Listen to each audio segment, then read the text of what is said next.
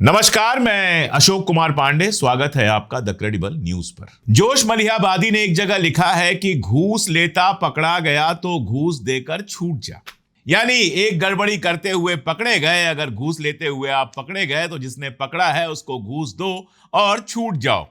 सुनने में यह बात थोड़ी मजाक जैसी लगती है, लेकिन अडानी साहब को लेकर जो खबर आ रही है अमेरिका से, उसको सुनने के बाद लगता है कि यह थोड़ी सी बदलकर कहावत सही हो गई है कि घूस देता हुआ पकड़ा गया तो घूस देकर छूट जा।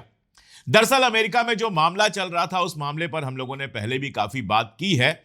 मामला कुल मिला जुलाकर यह था कि ग्रीन एनर्जी सेक्टर में इंडिया में बिजनेस हासिल करने के लिए अदानी साहब ने इंडिया में सरकारों को घूस दी थी, यह आरोप लगा था अमेरिका में। और इसके चलते अमेरिका में उनके खिलाफ केस चल रहा था और तमाम तरह की परेशानियां थी। आप इन सब चीजों को जानते हैं। अब अचानक से खबर आती है कि मामला सुलटने वाला है। अचानक से खबर आती है कि मामला वापस लिया जा सकता है। अचानक से खबर आती है कि अडानी साहब बरी हो सकते हैं। और ये जो अचानक से खबर आती है ये ऐसे ही नहीं है। ये कोई ऐसा नहीं है कि केस जीत गए और उससे बरी होना चाहते हैं। कुल मिला जुलाकर मामला यह बन रहा है कि अच्छी खासी रकम वहां पर दे रहे हैं, अच्छी खासी रकम वहां पर खर्चा कर रहे हैं और उसके बाद उनको इस मुकदमे से छूट मिल रही है। अब इस रकम को अच्छी भाषा में, अंग्रेजी में आप इन्वेस्टमेंट कह सकते हैं और सामान्य भाषा में जो हम आप बातचीत करते हैं उसमें घूस कह सकते हैं। यह आपके ऊपर है कि आप क्या कहना चाहते हैं। खबर यह आई है कि इस आरोप को हटाने के लिए अडानी साहब जो हैं वो $18 मिलियन देंगे। $18 मिलियन देना है, जिसमें उनके ऊपर भी मुकदमा हट जाएगा और उनके भतीजे सागर अडानी के ऊपर भी मुकदमा हट जाएगा। ये American security and exchange commission SEC जो आरोप था उसको सुलझाने के लिए कुल $18 मिलियन यानी कि 154 करोड़ रुपए दिए जा रहे हैं, जिसमें गौतम अडानी $6 मिलियन दे रहे हैं और सागर अडानी $12 मिलियन दे रहे हैं। अब आपसे एक छोटा सा सवाल है, अभी इतना ही नहीं है, इसके आगे भी बहुत सारा मामला है, लेकिन एक छोटा सा सवाल है। आदरणीय प्रधानमंत्री नरेंद्र मोदी जी अपील करते हैं कि विदेशी मुद्रा बचाइए, विदेश मत जाइए 1 साल तक ताकि विदेशी मुद्रा ना खर्च हो। सोना मत खरीदिए ताकि सरकार को सोना इंपोर्ट ना करना पड़े, विदेशी मुद्रा ना खर्च हो। किसान जो है वो रासायनिक खाद, जो केमिकल फर्टिलाइजर होता है, उसका इस्तेमाल ना करें क्योंकि वो भी बाहर से खरीदा जाता है। अगर नहीं इस्तेमाल करेंगे तो डॉलर बचेंगे, विदेशी मुद्रा हमारी बचेगी, फॉरेन करेंसी बचेगी। खाने में तेल कम डालिए, उससे भी फॉरेन करेंसी बचेगी। और उसके बाद आप देखते हैं कि तमाम सारे वीडियो आने लगते हैं। कोई चीफ मिनिस्टर साहब अपना वीडियो लगाते हैं कि मेट्रो में चल रहे हैं, कोई मिनिस्टर साहब लगाते हैं साइकिल से चल रहे हैं, कोई जज साहब लगाते हैं। ये सब शुरू हो जाता है। अब ये जो $18 मिलियन दिया जा रहा है अमेरिका को, याद रखिएगा, दिया जा रहा है अमेरिका में $18 मिलियन, इससे विदेशी मुद्रा के कोष में कमी आएगी या बढ़ोतरी होगी? मेरी जानकारी में अडानी साहब भारतीय नागरिक हैं, तो जाहिर है जब अमेरिका को $18 मिलियन रुपए में, मैंने आपको बताया था 154 करोड़ रुपए दिया जाएगा, तो जाहिर है कि भारतीय मुद्रा, भारतीय करेंसी जो है उसको डॉलर में कन्वर्ट करा के दिया जाएगा। तो देश में विदेशी मुद्रा की प्रॉब्लम ये 154 करोड़ रुपए या $18 मिलियन देने से बढ़ेगी या घटेगी, इसका जवाब आप दीजिएगा कमेंट बॉक्स में। और मामला इतना ही नहीं है, इसके साथ साथ वो $10 बिलियन, अगर मिलियन बिलियन नहीं समझ में आता है तो समझिए कि $100 अरब अमेरिका के अंदर इन्वेस्टमेंट करने वाले हैं। एक तरफ भारत से इन्वेस्टर्स भाग रहे हैं, लगातार यहां से इन्वेस्टर्स, जो विदेशी इन्वेस्टर्स हैं, वो अपना पैसा निकालकर दूसरे देशों में लगा रहे हैं। दूसरी तरफ भारत का लगभग सबसे बड़ा जो कैपिटलिस्ट है वो $100 अरब अमेरिका में लगाएगा। अब ये जो $100 अरब वो अमेरिका में लगाएगा, इससे विदेशी मुद्रा आएगी या विदेशी मुद्रा जाएगी, ये तय करना मैं आपके ऊपर छोड़ देता हूं। और $100 अरब इन्वेस्टमेंट करने के बाद 15,000 नौकरियां ये अमेरिका में देंगे। नौकरियों की कमी भारत में है, नौकरियां यहां नहीं मिल रही हैं, बेरोजगारी है। भारत सरकार का इतना सारा सहयोग पाने के बाद अडानी का जो पूरा ग्रुप है वो तकरीबन 35 से 48 हजार लोगों को केवल नौकरी देता है। अब इसके पीछे भारत सरकार ने कितनी जमीनें दी हैं, कितनी रियायतें दी हैं, कितनी बार उनका लोन माफ हुआ है, क्या क्या हुआ है, वो सब डिटेल आप जानते हैं, वो बताने की जरूरत नहीं है, पहले कई बार बताया जा चुका है। और उसके बाद भारत सरकार के इतने सहयोग के बाद हमारे यहां जो कुल मिला जुलाकर नौकरियां ये देते हैं डायरेक्ट इनडायरेक्ट, वो है 35 से 48 हजार के बीच। और अमेरिका में $100 अरब अपना खर्च करेंगे, अमेरिकी सरकार कोई सुविधा नहीं दे रही है, अपना $100 अरब खर्च करेंगे। अब इससे आप अंदाजा लगा लीजिए कि $1 ₹96 के आसपास पहुंच चुका है। तो कैलकुलेटर लेके बैठिए और जोड़ लीजिए कि $100 अरब में कितने रुपए होते हैं। हो सकता है आपका कैलकुलेटर अगर पुराना सस्ता वाला हो तो उतने सारे जीरो दिखाई ना पाए, लेकिन अब उसके लिए मैं क्या कर सकता हूं बताइए। अगर इतना पैसा इन्वेस्ट हो रहा है तो हिसाब करना थोड़ा मुश्किल तो होगा। इस $100 अरब को अडानी यहां से ले जाकर वहां पर इन्वेस्ट करेंगे, $100 अरब ये गया, और साथ में जो $18 मिलियन आप दे रहे हैं वहां पर अपना केस सेटल करने के लिए, वो गया। यानी सीधे सीधे आप जोड़ लीजिए 10 बिलियन और $28 मिलियन भारत से बाहर जा रहे हैं। और तब नरेंद्र मोदी जी एक बार नहीं कह रहे हैं कि इससे विदेशी मुद्रा का संकट और बढ़ेगा। अब राहुल गांधी का ट्वीट आता है। राहुल गांधी इस मसले पर लगातार बोल रहे हैं और राहुल गांधी एक्स पर लिखते हैं, कंप्रोमाइज पीएम ने ट्रेड डील नहीं, अडानी की रिहाई का सौदा किया। ये काफी दिनों से यह बात की जा रही है, यह कहा जा रहा है कि जो ट्रेड डील अमेरिका से हो रही है उसमें अडानी का मुकदमा हटाने का मामला भी है। हो यह सकता है कि ट्रंप ने यह शर्त रखी हो या यह कहा हो कि अगर हमारे हिसाब से ट्रेड डील नहीं करोगे तो आपके कैपिटलिस्ट अडानी को बहुत कुछ झेलना पड़ेगा। वैसे यहां पर रुककर आपको एक और मजेदार बात बताऊं। अडानी साहब का मामला जब कोर्ट में नहीं सुलझ रहा था, एक बीच में आप जानते हैं समन इशू किया गया था, भारत सरकार के पास, कानून मंत्रालय के पास समन आ गया, लेकिन कानून मंत्रालय ने समन की तामील नहीं कराई, अडानी साहब के यहां समन पहुंचा ही नहीं।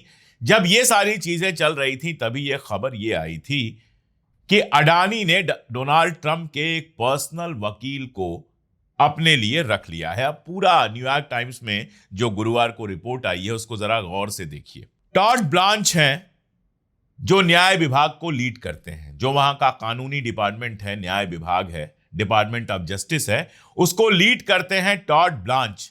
और टॉड ब्लांच ट्रंप के बहुत करीबी रहे हैं, ट्रंप के वकील रहे हैं। यानी जहां मुकदमा चल रहा है उस मुकदमे को देख रहा है ट्रंप का एक एक्स वकील जो डिपार्टमेंट ऑफ जस्टिस का हेड है। और मुकदमा कौन लड़ रहा है? हमारे अडानी साहब का मुकदमा कौन लड़ रहा है? रॉबर्ट गुफ्रा जूनियर। अब ये रॉबर्ट गुफ्रा जूनियर आज की डेट में ट्रंप के वकील हैं। जो फेलोनी के 34 केस चल रहे हैं उनमें वो ट्रंप की तरफ से वकालत कर रहे हैं। यानी आप कुल मिलाजुलाकर देख लीजिए कि ट्रंप के करीबी लोग कैसे हैं। ट्रंप का एक करीबी जस्टिस डिपार्टमेंट का हेड है और ट्रंप के दूसरे करीबी को, करीबी क्या, उनके वकील को अडानी साहब ने अपने वकील के रूप में रख लिया है। टाइम्स यह बता रहा है कि गुफ्रा की टीम ने पिछले महीने वॉशिंगटन में जस्टिस डिपार्टमेंट के हेडक्वार्टर्स में एक मीटिंग की और इस मीटिंग में अडानी की तरफ से यह ऑफर दिया गया कि अगर आरोप छोड़ दिए जाएं, अगर ये आरोप वापस ले लिए जाएं तो अडानी अमेरिकन इकोनॉमी में $100 अरब का इन्वेस्टमेंट करेंगे। मैं कुछ नहीं कह रहा, अडानी साहब केस करेंगे तो मैं कुछ नहीं कर सकता, कर सकते हैं, तमाम चैनल वालों की आवाज बंद करा दी, हम तो बहुत छोटे लोग हैं। लेकिन ये जो छपा है ये न्यूयॉर्क टाइम्स में छपा है, जो मैं आपको डिटेल दे रहा हूं कि जस्टिस डिपार्टमेंट के हेड जो हैं टॉड ब्लांच, वो ट्रंप साहब के एक्स वकील हैं, उनको बनाया है ट्रंप ने। और इनका मुकदमा जो लड़ रहे हैं वो रॉबर्ट गुफ्रा जूनियर इस समय भी ट्रंप के वकील हैं। और इन्होंने ही अडानी की तरफ से ये प्रपोजल रखा है कि $100 अरब का इन्वेस्टमेंट करेंगे और इसके अलावा $18 मिलियन यानी 154 करोड़ रुपए जो है वो दिया जाएगा, वहां का जो सिक्योरिटी एक्सचेंज कमीशन है उसको दिया जाएगा। ये डील हुई है। और राहुल गांधी यह आरोप लगा रहे हैं कि यह अकेली डील नहीं है, भारत सरकार ने, उनका आरोप है, मैं इस आरोप के बारे में नहीं जानता क्योंकि मेरे पास सबूत नहीं है, लेकिन राहुल गांधी यह आरोप लगा रहे हैं कि जो अमेरिका के साथ ट्रेड डील हुई है उसमें भी अडानी साहब को बचाने के लिए बहुत सारी छूट दी गई है। जयराम रमेश लिख रहे हैं कि अब यह स्पष्ट हो गया है कि प्रधानमंत्री ने भारत अमेरिका के बीच उस बेहद निराशाजनक और एक तरफा ट्रेड डील को क्यों स्वीकार किया जो वास्तव में अमेरिका के पक्ष में एक तरफा सौदा था। प्रधानमंत्री आखिर और कितना समझौता करेंगे। यहां पर ब्रेक लेके एक और बात आपको याद दिला दूं। राम माधव गए हुए थे अमेरिका, हडसन इंस्टीट्यूट ने एक सेमिनार रखा था, वहां पर बोल रहे थे और आपको याद होगा उन्होंने कहा कि अमेरिका के कहने पर हमने ईरान से तेल खरीदना बंद कर दिया, अमेरिका के कहने पर हमने रशिया से तेल खरीदना बंद कर दिया। अभी आज खबर आई है कि भारत अमेरिका से कह रहा है भाई रशिया से तेल खरीदने की इजाजत हमको दो। मेरे समझ में यह नहीं आता है कि एक खुद मुख्तार मुल्क को दूसरे मुल्क से इजाजत क्यों चाहिए रशिया से तेल खरीदने के लिए। खैर, राम माधव साहब ने यह भी कहा था कि अमेरिका ने हमारे ऊपर 50% टैरिफ लगा दिया, हम खामोश रहे। ट्रेड डील में भी जिस टैरिफ की बात है वो पुराने टैरिफ से ज्यादा है, लेकिन हमने कोई विरोध नहीं किया। यानी ये जो बात कही जा रही है वो बात तो सच है, राम माधव भी इसको कह चुके हैं। यह अलग बात है कि बाद में जब ज्यादा लोगों ने सवाल पूछना शुरू किया तो उन्होंने कहा नहीं नहीं, मैंने जो कहा वो गलत था, लेकिन था तो सही। पब्लिक में बोला है उन्होंने, उसके वीडियोस हैं। तो सवाल ये उठता है कि क्या ये जो हर चीज पर yes sir yes sir yes sir किया जा रहा है उसके पीछे ये वाला मामला भी था? क्या ट्रंप ने अडानी के मामले को इस्तेमाल किया भारत को झुकाने के लिए? क्या ट्रंप ने अडानी के मामले का इस्तेमाल करके ट्रेड डील में छूट ली? क्या अडानी गिरफ्तार हो जाएगा इस डर से भारत सरकार लगातार झुकती रही? ये सारे सवाल तो सामने हैं। और जब ये बात सामने आती है कि इतना सारा पैसा देने के बाद ये पैसा देना ही है, ये सीधा सा आप ये ऑफर करते हैं, आपने ट्रंप के पॉकेट में पैसा नहीं दिया, आपने जज के पॉकेट में पैसा नहीं दिया, लेकिन आपने ऑफर किया कि $10 बिलियन इन्वेस्ट करके अमेरिका में हम नौकरियां पैदा करेंगे अगर हमारे खिलाफ केस वापस ले लिया जाए। ये एक तरह की घूस अगर नहीं है तो क्या है? हो सकता है अमेरिका के सिस्टम में ये लीगल हो, अमेरिका के सिस्टम में बहुत सारी ऐसी चीजें लीगल हैं जो बाकी जगह लीगल नहीं है। जैसे इलेक्शन की फंडिंग है वो लीगल है, जैसे पैसे लेके सवाल पूछना है वो लीगल है। हमारे यहां तो कोई पैसे लेके सवाल पूछ ले तो उसको इलीगल माना जाता है, उसके खिलाफ केस हो सकता है, उसको सजा हो सकती है। अमेरिका में पैसे लेकर, अमेरिका पैसे को भगवान मानता है, तो पैसे लेकर संसद में सवाल पूछने से लेकर तमाम सारी चीजें लीगल हैं। तो लीगल इलीगल के चक्कर में नहीं पड़ रहा। मैं हिंदुस्तान में बैठा हूं, आप हिंदुस्तान से सुन रहे हैं और अडानी हिंदुस्तानी व्यापारी हैं। तो यह सवाल है कि $10 बिलियन देकर अगर आप रिहाई पा रहे हैं उस मामले से, वो मामला आपसे वापस लिया जा रहा है और इसके अलावा $18 मिलियन आप और दे रहे हैं सिक्योरिटीज एंड एक्सचेंज कमीशन को, तो यह अगर घूस नहीं है तो क्या है? एक सीधा इक्वेशन दिखाई देता है कि आपने पैसे दिए और पैसे के बदले में पार्डन ले लिया, पैसे के बदले में रिहाई ले ली। ये कितना मोरल है, कितना इमोरल, ये आप तय करते रहिए। अडानी जी का पैसा है, वो किसी को दें, कोई फर्क नहीं पड़ता है। हालांकि अगर लोग अपने पैसे से सोना खरीदना चाहते हैं और उनको कहा जा रहा है मत खरीदो, तो फिर इतना सारा जो डॉलर हमारे यहां से वहां जा रहा है, ये भी तो हमारी इकॉनमी के ऊपर बड़ा असर डालेगा, लेकिन इस पर कोई सवाल नहीं उठेगा। आज मैं अखबार देख रहा था, ज्यादातर अखबार चाहे हिंदी के हों, उर्दू के हों, अंग्रेजी के हों, वो इस पर बिल्कुल खामोश है। कुल मिला जुलाकर द इंडियन एक्सप्रेस ने कॉर्नर में 2 कॉलम की खबर छापी है और उसमें भी सिर्फ $10 बिलियन वाली बात है, उसके आगे की बात नहीं है। अमेरिकी अखबार इसको बड़ी खबर की तरह छाप रहा है। हमारे यहां इस खबर को दबा दिया जाएगा। और जहां तक टीवी चैनल्स का मामला है, उन्हीं के टीवी चैनल्स हैं तो फिर तो वो कुछ बोलेंगे नहीं। एनडीटीवी से आप उम्मीद कर नहीं सकते, वो अब अडानी साहब का चैनल है। और बाकी भी या तो अडानी साहब के हैं या अंबानी साहब के हैं, तो वो ज्यादातर खामोश रहेंगे, कुछ खास बोलेंगे नहीं। और जो बोलेगा, हमारी तरह जो यूट्यूबर्स या सोशल मीडिया यूजर्स बोलेंगे, उनके लिए तो कोर्ट केस है ही, बाकी सब है ही। तो कुल मिला जुलाकर मामला यह है कि इस पर बात ही नहीं होगी। लेकिन हमारी तो मजबूरी है, हम तो यहां सच बोलने के लिए बैठे हैं। वो सच बोलने के लिए बैठे हैं जो गोदी मीडिया के पास बोलने की हिम्मत नहीं है। इसलिए हम तो बोलेंगे, जो होगा वो देखा जाएगा।